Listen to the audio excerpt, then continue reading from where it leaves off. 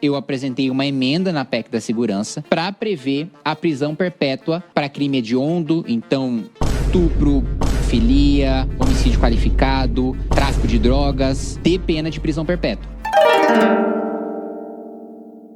Deputada, aproveitando que o senhor falou de educação, e aí os temas principais são sempre educação, saúde e segurança pública, recentemente o senhor adotou uma postura que tem a ver com cultura, que é retirada de recursos que são da cultura para investimento em segurança pública. Eu queria que o senhor falasse disso e que falasse da perspectiva do senhor também em relação à PEC da segurança pública. O senhor acha que ela vai adiante ou não vai? O que tem que mudar? Eu aprovei um projeto na Comissão de Segurança Pública que retira cerca de 1,5 bilhão da Lei Rouanet para construir um presídio de segurança máxima em cada estado da federação. Né? Eu considero, primeiro, que a gente sabe que a Lei Rouanet ela é muito direcionada para aqueles que são favoráveis ao governo e que ela tem um investimento muito desproporcional em relação a outros setores. Não é aceitável no orçamento da União a gente ter uma previsão maior de renúncia tributária para a Lei Rouanet do que investimento em saneamento básico. Isso é bizarro, isso é assustador. Do que investimento, e isso falando em investimento, não gasto, em segurança pública. É menor do que a gente tem previsão de renúncia tributária para a Rouanet ou para Paulo Gustavo. Então, retirar, na minha avaliação, a minha posição é de acabar com a Lei Rouanet, porque eu acho que financiamento de cultura faria muito mais sentido eu, por exemplo, dar um vale, dar uma bolsa cultura para o cidadão na ponta escolher o que ele consome, do que eu ter uma curadoria do governo somada à escolha de grandes empresas privadas de para onde vai o recurso de para qual artista. Porque, veja, o próprio incentivo econômico da Lei Rouanet é muito ruim. Eu sou uma grande empresa. Eu posso abater do meu imposto recursos que eu vou mandar para a cultura. Eu posso vincular a minha marca a essa renúncia tributária. Se eu sou um grande banco, por exemplo, é óbvio que eu vou contratar um grande artista. Não vale a pena eu fomentar a cultura popular, não vale a pena eu fomentar pequenos artistas, porque eu estou tirando milhões de reais para financiar algo que vai agregar a minha marca. Então é exatamente isso que acontece. Artista que não precisa, que já é grande, que tem bilheteria própria, que se financia 100% com iniciativa privada, recebendo recurso público, porque esse recurso público é direcionado numa soma de interesses de grandes empresas que querem vincular suas marcas a grandes artistas, com o interesse do governo de fazer o filtro político-ideológico que ele faz. Então, para mim, faz todo sentido a gente fazer. E veja, tem muito discurso das esquerdas de que os presídios estão superlotados. Pois muito bem, então eu apresentei a fonte de recurso e a maneira que nós podemos fazer para construir novos presídios, especialmente para faccionados, que são o segurança máxima, que são aqueles que cumprem o RDD do regime disciplinar mais rigoroso. Né? Como é que está a tramitação da proposta? Agora só falta aprovação na Comissão de Constituição e Justiça. E nesse desespero de tentar barrar o meu projeto, um conselho vinculado ao Ministério da Cultura soltou nessa semana uma nota de repúdio, né, a esse meu projeto, que eu nunca vi conselho de governo vinculado a Ministério do Governo Federal, em plena tramitação do projeto, lançar um repúdio porque foi aprovado numa comissão, que já é uma bizarrice, já mostra o desespero nesse sentido. Mas eu estou muito seguro de que a gente tem maioria na comissão para aprovar esse projeto. Em relação à PEC da segurança pública, que o governo argumenta que um dos principais motivos é a integração entre as polícias do país para combater o crime organizado, e a direita, nesse âmbito também, embora fora da PEC, queira classificar o terrorismo, o crime organizado como terrorismo. Qual que é a posição do senhor? Eu tenho um anúncio para fazer para cada um de vocês. Nós estamos com uma grande promoção que é o seguinte: você compra o seu ingresso para o primeiro festival do Movimento Brasil Livre, que vai acontecer no final de novembro, e aí você vai concorrer a um fone assinado por mim. Eu odeio quem criou essa promoção, mas ela tá valendo. Clica no link como seu ingresso. Faltou de falar o cupom FONÃO. Porra, cupom FONÃO é sacanagem, né, mano? Mas usa o cupom aí, FONÃO. Eu acho que o governo tá tomando um baile na PEC da segurança. Porque eles mandaram um texto para centralizar os poderes no governo federal, que já estão muito centralizados e são um fracasso. O combate ao crime organizado, que é competência principalmente do governo federal, tem sido um fracasso. E o governo quer centralizar ainda mais poderes e ainda mais responsabilidades nessa política fracassada. O que está sendo feito na PEC da segurança, sob a competente relatoria do deputado Mendonça Filho, é o contrário. É descentralizar o poder, é fortalecer os estados. E nesse sentido, eu apresentei uma emenda na PEC da segurança para prever a prisão perpétua para crime hediondo, então estupro, pedofilia, homicídio qualificado, tráfico de drogas, ser considerado ter pena de prisão perpétua para esses crimes. Porque eu não acho que um pedófilo tenha nenhuma maneira de se ressocializar, de ser reintegrado para a sociedade. Eu não acho que o maníaco do parque, eu não acho que o Chico Picadinho, eu não acho que o canibal do Distrito Federal tem chances de ressocialização e que, portanto, eles devem ficar presos para sempre. Essa minha emenda, ela apresenta 2 pontos diferentes. Primeiro, ela relativiza a cláusula pétrea no artigo 60 da Constituição, colocando que uma exceção no artigo 5º sobre cláusula pétrea são as penas de caráter perpétuo. Relativizando essa cláusula pétrea, a gente pode mexer no que hoje é cláusula pétrea. Teoricamente, eu sei que a maior parte todos os ministros do Supremo vão discordar dessa minha interpretação, mas a atividade do Legislativo não está vinculada ao entendimento do Supremo. A gente legisla como a gente bem entender e tudo que a gente fizer tem presunção de constitucionalidade.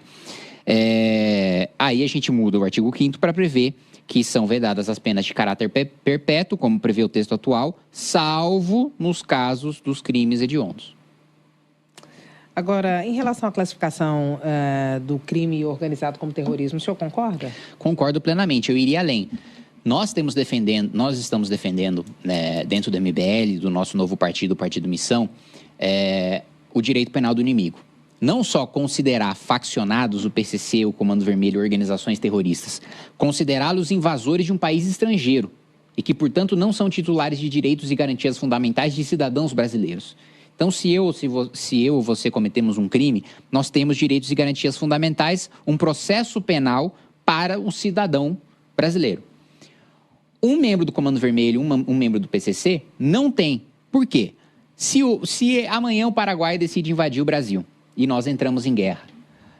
Quando nós entramos em guerra, nós ou abatemos, matamos os soldados do país estrangeiro, do exército estrangeiro, ou nós prendemos sem nenhuma previsão de término de pena para esses inimigos, porque eles são inimigos, eles não são cidadãos que cometeram um erro, são inimigos. Da mesma maneira, nós consideramos que são inimigos do Estado e da sociedade brasileira os faccionados. Eles têm exército próprio, eles têm domínio de território, eles têm hino, eles têm bandeira, eles têm tribunal próprio do Tribunal do Crime, então eles são um Estado invasor tomando o território brasileiro e, portanto, devem ser tratados como tal. E, como tal, não devem ter os mesmos direitos e garantias de cidadãos brasileiros. O processo penal contra eles tem que ser mais rápido, eles não têm que ser, as penas têm que ser mais rigorosas. Inclusive, nós defendemos uma nova Constituição para que possa, inclusive, contra esses elementos, ter pena de morte, porque a gente sabe hoje que você prender um Marcola da vida tem uma efetividade limitada. Qual seja essa efetividade limitada? Ele continua comandando o crime de dentro da cadeia. Você tem chefes do crime organizado participando de reuniões do Zoom para definir no tribunal do crime quem vive ou quem morre porque violou regras da facção. Então, nós temos defendido, sim, e eu tenho coletado assinaturas para a gente chamar um plebiscito para consultar a população já em 2026 sobre uma nova Constituição. Essa é uma das perguntas. Assembleia Nacional Constituinte. Tá. Para rever principalmente segurança pública ou vários outros pontos, como defende, por exemplo, o Partido PL? Para começar do zero. Acho que não é só rever. A gente fracassou em tudo. A gente fracassou, nossa saúde é fracassada, nossa educação é fracassada, nossa segurança é fracassada, nossa infraestrutura é fracassada, nossas leis trabalhistas são fracassadas, tributárias são fracassadas, previdenciárias são fracassadas. A nossa Seguridade Social é fracassada. Posso dizer que MBL se juntar ao PL para defender nova Assembleia Constituinte? Nesse ponto tem congruência? Não, porque o PL, primeiro que ele não tem projeto de Constituição. É um discurso vazio que não tem eco e que eu não vejo ninguém ali defendendo de fato. Eu não vejo ninguém do PL falando sobre os problemas da nossa Constituição, mesmo porque a maior parte dos parlamentares do PL nunca nem leram a Constituição para saber quais são os seus problemas. E muito menos trabalhando em algum sentido de fazer essa proposição para que a Assembleia aconteça. Então não estamos nos juntando ao PL para a Assembleia Nacional Constituinte nenhuma. Aliás, eu espero que se a gente tem uma eleição de deputados constituintes, e se a gente tiver, eu acho que a minha geração vai ter, considerando a longevidade das constituições brasileiras, eu tenho plena convicção de que eu viverei uma Assembleia Nacional Constituinte, eu espero que boa parte dos parlamentares do PL percam a eleição para essa Assembleia, porque eles causariam prejuízos, assim, que durariam décadas no texto constitucional. O senhor falou da criação do novo partido, que agora vai ser uma missão, né? Em que fase de tramitação está a criação dessa nova legenda? Quando ela deve ser lançada? Vocês vão ter candidato à presidência da República? Está em fase final. Em 20 dias ele deve ser homologado, formalizado. Não houve nenhum pedido de impugnação, porque teve vários, né? O Intercept, o PSOL, falaram, não, porque vocês fraudaram assinaturas, coletaram de maneira fraudulenta. Todos eles falaram, nenhum deles apresentaram nenhuma impugnação. Qualquer cidadão poderia ter ido lá e questionar, olha, a assinatura foi fraudulenta, vocês coletaram de uma maneira ilegal. Nenhum deles fez isso. Só falaram, mas aí na hora do vamos ver, eles não fizeram, porque se fizessem a gente ia atrás deles para pedir a prisão deles por denunciação caluniosa. A própria Procuradoria-Geral Eleitoral colocou, olha, está irretocável a coleta de assinaturas, o estatuto tem 2 pontos ali que precisam ser corrigidos, mas também não tem nenhum problema de validade, o tribunal pode homologar. Então, em 20 dias deve ser homologado, mesmo porque não há nenhum argumento contrário, nem por parte da população, nem por parte da Procuradoria Eleitoral. Então, em 20 dias deve ser homologado e nós teremos sim um candidato à presidência da República chamado Renan Antônio Ferreira dos Santos, que é um dos fundadores do Movimento Brasil Livre junto comigo e fundador do Partido Missão, presidente do Partido Missão. E o vice? Não temos ainda. Vai ser também do Missão? Muito provavelmente, perdão. E agora o partido do senhor, União Brasil, está uma guerra mesmo, de fato, e o senhor sai quando? Eu saio quanto antes. Acho que o mais breve que eu vou poder sair sem perder o mandato deve ser em abril, na janela partidária, ou março, na janela partidária. O partido União Brasil é mais um partido genérico que existe no Brasil, né? Porque nós temos 59 deputados. Desses 59 deputados, 30 são governistas e sempre votam com o governo. Outros 5 ali são swing votes ali. Às vezes votam, às vezes não votam. E tem lá eu, Rosângela Moro, Mendonça Filho, Paulderney Avelino, meia dúzia, Alfredo Gaspar, meia dúzia de deputados que são de oposição. Então, um partido que tem ministro de Estado, que tem gente da base, tem gente que não é nada, e tem gente que é de oposição, não acredita em nada, não tem programa nenhum. Literalmente partido. Exatamente. Porque o partido, na realidade, era para ser uma parte da sociedade, né? Só que o nosso partido é uma parte dentro do próprio partido. Mas não só ele, não só a União. Assim é o PP, assim é o Republicanos, assim é boa parte do PL. São partidos que não têm programa, são partidos que não têm ideologia, são partidos que não têm coerência, são partidos que não têm o que defender. Então, é um ajuntamento de pessoas para disputar a eleição, mas que não tem nenhuma coesão, coerência, lealdade ou princípio entre si. Por isso que, graças a Deus, eu estou saindo, porque eu quero fazer parte de um projeto, de fato. Acha que o comando fica desmoralizado com essa história de pedir os ministros para saírem do governo Lula e ficar aquela novela de ministro sai, ministro não sai? Com certeza. Assim, é muito desmoralizante você ter presidente de partido que diz, olha, nós não estamos mais no governo, efeito imediato, todo mundo que é filiado tem que sair, ou se for comandante de diretório, vai perder o diretório. Aí o ministro nem sai, nem perde o diretório. Fala, bom, então sua palavra não vale nada, você não tem autoridade nenhuma. Agora, deputado, nós estamos nos aproximando das eleições, um cenário nacional ainda muito indefinido, com o presidente Lula provavelmente candidato à reeleição, Bolsonaro sem poder concorrer, Tarcísio de Freitas não sabe se concorre ou não concorre, com outros governadores correndo por fora. O que o senhor enxerga hoje quando o senhor olha para 2026? Quem, na avaliação do senhor, certamente será candidato? Além do Renan. Só o Renan Santos. Certamente, só garanto o Renan Santos. Nenhum dos outros candidatos eu garanto.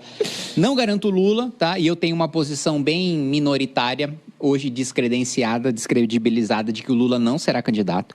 Eu acho que ele não vai correr o risco de disputar a eleição e perder.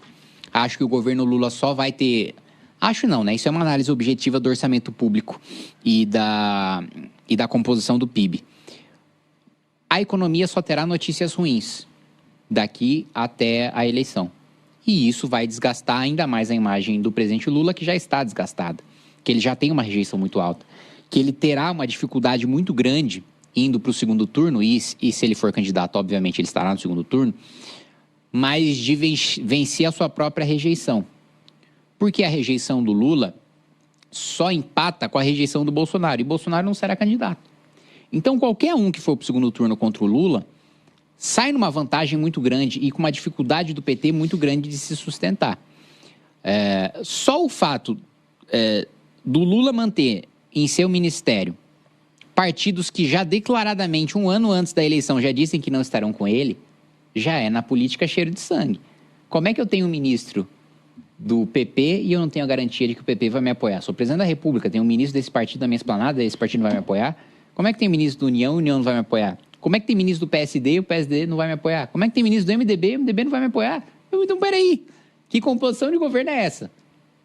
Tá tão frágil que ele se vê obrigado, ao mesmo tempo por falta de habilidade política, segundo pela falta de popularidade do governo, que faz com que seja mais caro ser da base quando você não acredita por convicção em ser da base, que é o caso do Centrão, que ele se vê obrigado a manter esses ministros. Então, eu pessoalmente acho que para não correr o risco de fechar sua biografia com uma derrota, e eu acho que o Lula tem uma preocupação com o fechamento do seu ciclo histórico, ele não vai disputar as eleições. Do lado da direita, Tarcísio não tem coragem de fazer frente, nem 10% que seja, a Jair Bolsonaro. Então, ele só sairia candidato com 100% de garantia de que ele tem apoio do Bolsonaro. Mas aí o Eduardo bate nele, ele recua, o Carlos bate nele, ele recua, e não, no final das contas não tem coragem de disputar a eleição. Caiado, do partido do senhor. Eu acho que o Caiado, ele tem a convicção de ir até o final, com ou sem o apoio do Bolsonaro. E esse mérito eu tenho que dar pro Caiado. Ele tem a coragem de disputar a eleição, independentemente de ter ou não ter padrinho político. Apesar de, obviamente, estar disputando o apoio do Bolsonaro. Ciro Nogueira, da federação do senhor, que é do PP. Não, o Ciro não disputa a eleição para presidente, porque ele não tem voto. Quer ser o vice? Agora, eu não tenho a menor dúvida de que ele vai se articular para ser o eventual vice do Tarcísio, se ele for candidato.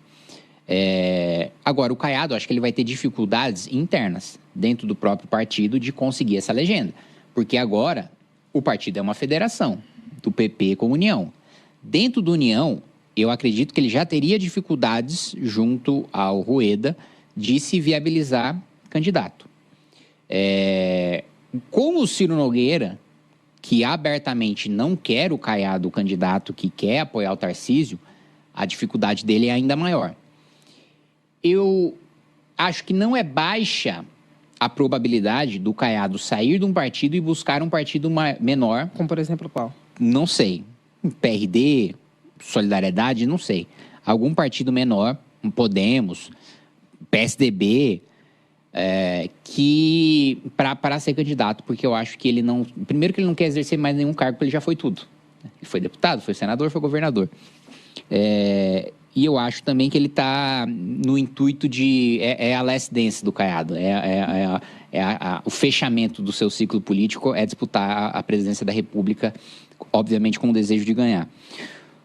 E os PSDistas, Ratinho Júnior e Eduardo Leite? Eduardo Leite não tem a menor chance de ser candidato, todo mundo sabe disso. Agora, o Ratinho, ele é claramente o plano B em relação ao Tarcísio por parte dos partidos do Centrão. O problema é que ele é o plano B para os partidos do Centrão, mas não é o plano B do Bolsonaro. E aí como é que eles vão resolver esse impasse? Porque eles precisam dessa composição, dessa grande coligação para serem competitivos. Mas ao mesmo tempo precisam do apoio do Bolsonaro para ser competitivo. Como é que concilia as duas coisas? Com o Bolsonaro sendo teimoso e difícil de lidar como ele é, e com o Centrão tendo seus interesses irredutíveis, como nós sabemos que temos. Acho uma equação complicada. Agora, deputado, um pouco antes da entrevista, nós estávamos conversando. O senhor é um parlamentar que tem uma visão global, uma visão macro da economia, da política, até das relações internacionais, mas também pega ali no miúdo, naquela coisa que afeta o dia a dia do cidadão. O senhor me falou duas coisas interessantes. Uma em relação ao barulho de moto, projeto em relação ao barulho de moto, e o outro em relação às blusinhas da Shein, que teve grande repercussão, porque hoje muita gente compra roupa pela internet e compra mais barato por essa plataforma. Quais são as propostas do senhor nesse sentido? Olha, o primeiro ponto sobre escapamento de moto, né? Hoje já é uma infração administrativa você adulterar o escapamento para ele fazer mais barulho e você ficar enchendo o saco dos outros. Só que não é crime, não é uma contravenção penal. E o que eu estou fazendo, apresentando esse projeto, é justamente transformar numa contravenção penal para não só ter uma sanção administrativa, mas também ter uma contravenção, o sujeito poder ser detido pela polícia, mandado para a delegacia, e ficar registrado que ele cometeu aquela infração e ele responder com uma sanção criminal para além daquela outra sanção. Porque assim, eu pessoalmente acho muito irracional. Tá? Não consegue entrar na minha cabeça, eu não consigo conceber, eu não tenho cognição para entender a pessoa que adultera o escapamento da própria moto só para fazer barulho. Qual que é a graça de fazer isso? Qual que é o sentimento de felicidade que isso desperta na pessoa De, olha, eu vou fazer um puta de um barulho com a minha moto aqui pra encher o saco das outras pessoas. Mas, sério. Porque eu entendo a pessoa que tem uma moto esportiva que naturalmente faz barulho. E isso não é crime, não é infração, não é irregularidade, eu nem pretendo tornar, porque é uma moto esportiva, faz parte. Agora, o outro, um caso completamente diferente, é eu adulterar o escapamento da minha moto para fazer mais barulho. Pelo amor de Deus, gente. As pessoas querem trabalhar, as pessoas querem dormir, as pessoas querem ter paz. E é um projeto só para isso ou é dentro de outra proposta? Isso acha que tem pega? Eu acho que é uma proposta muito tranquila de ser aprovada. Eu não vejo grandes resistências em relação a isso. Não acho que, a não ser que que a gente caia por parte da esquerda naquele discurso preconceituoso e falacioso de que isso seria parte de cultura de periferia. Eu discordo veementemente disso, porque assim, uma das coisas que eu mais escuto reclamação quando vou para a periferia é de pancadão, né, de baile ilegal, atrapalhando o sono do trabalhador da periferia, e de barulho de escapamento de moto adulterado. Então, assim, não tem nada de cultura de periferia. Gente de periferia odeia isso. Quer dormir, quer trabalhar, quer ter paz. E o outro ponto que você colocou em relação à taxa das blusinhas, eu tenho trabalhado e até eu acho que nós deveríamos, quando começar uma campanha de Natal sem taxa das blusinhas. Tá chegando o Natal, tá chegando a época de fazer a compra para os nossos entes queridos. E os mais pobres estão taxados. E veja, foi uma medida tão burra por parte do governo que piorou a situação do governo. Deu prejuízo para os Correios que deixaram de fazer as entregas das compras internacionais. A arrecadação não compensou porque o aumento de tributação foi tamanho que fez 14 milhões de pessoas desistirem de comprar. Então não foi bom para o governo, não foi bom para o consumidor. Tanto que o próprio governo está revendo a sua posição agora. Ele pensou que fosse arrecadar horrores com isso, na ilusão de que as pessoas ainda fossem comprar. E veja como o discurso não se encaixa. Primeiro, que o governo disse que ia taxar os super ricos. As primeiras pessoas taxadas são compras de até $50. Olha, eu nunca vi. Eu conheço alguns bilionários. Não sou amigo de nenhum deles. Mas eu nunca tive notícia de nenhum deles fazendo compra de R$250 na Shein. Comprando blusinhas para suas esposas. Olha a contradição. O bilionário ele tem condição de sair do país, mesmo quem é de classe média alta, tem condição de sair do país e tem uma isenção de $1.000 para trazer coisas. Eu mesmo, vou falar para você, eu comprei o meu PlayStation 4 no Japão e fiz uso da isenção de $1.000, porque no Japão estava R$850, aqui estava R$2.500. Então eu que tenho a condição de fazer uma viagem para o Japão, tenho uma isenção de $1.000. O mais pobre que quer comprar uma blusinha de até R$250, e muitas vezes o ticket médio é até menor, R$120, R$100, ele não pode. Então, peraí, eu quero taxar os mais ricos. Mas o mais rico que tem dinheiro tem uma isenção, né? Antes ele tinha uma isenção 20 vezes maior. Hoje ele tem isenção e o mais pobre não tem isenção nenhuma. E a sua proposta é? Acabar com a tributação até $50. Agora, deputado, nós temos mais 6 minutinhos, então rapidinho para responder. Em relação à CPMI do INSS e os últimos acontecimentos, como é que você acha que termina essa história? Olha, eu não quero ser o carrasco implicante da CPMI. Mas nos últimos 2 depoimentos eu tive que mandar prender. Porque eles cometeram um crime de falso testemunho, né? Nós tivemos o presidente da Conafer, foi o último depoimento que nós escolhemos. E aí ele me diz o seguinte, nós perguntamos para ele, né? Olha, a Conafer, ela pagou mais de R$100 milhões para essa empresa Santos. Aí disse, a título de quê? Ele falou, não, insumos e tal. Falei, tá, você conhece o dono dessa empresa? Ele falou, não sei quem é o dono, o que me interessa são os produtos. Eu falei, ó, já tá esquisito, porque eu não pago R$100 milhões para uma empresa sem conhecer o dono. Isso aqui já tá estranho. Aí a gente questiona, olha, quem que é esse seu sócio aqui nessa sua empresa? Aí ele, é o Cícero. Eu falei, é o Cícero? Ah, você sabe que coincidentemente o Cícero é dono dessa empresa Santos para a qual você repassou R$100 milhões? Você quer me dizer que você é presidente de uma entidade que faz desconto ilegal de aposentado. Você paga R$100 milhões para uma empresa, você acabou de dizer pra gente que você não sabe quem é o dono da empresa. Mas o dono dessa empresa é seu sócio. Você não conhece seu sócio? Você pegou um cara na rua ali, você foi até a Praça da Sé, comprou um pendrive com as informações pessoais de alguém e botou do seu sócio? Óbvio que você conhece esse cara, pelo amor de Deus. E aí eu tive que mandar prender por falso testemunho, ele foi preso em flagrante. e vai responder judicialmente por isso. E por que o careca do INSS não foi? O senhor acha que até o final ele pode ser? O careca do INSS, ele já está preso preventivamente. Sim, mas o senhor acha que uma medida mais severa pedida pela Não, comissão? medida mais severa, ele está cumprindo a medida mais severa possível nesse prazo processual, que é a prisão preventiva. Agora só a condenação transitada de julgado para ele ficar preso definitivamente. Eu não vejo nenhuma saída, salvo uma manobra muito estarrecedora, mirabolante, um triplo carpado muito grande por parte do judiciário, do careca se safar. E eu não duvido, tá? Nós já vimos, assim, nós temos muitos ministros supremos que são atletas olímpicos, né? Nas suas argumentações hermenêuticas. Mas, salvo, né?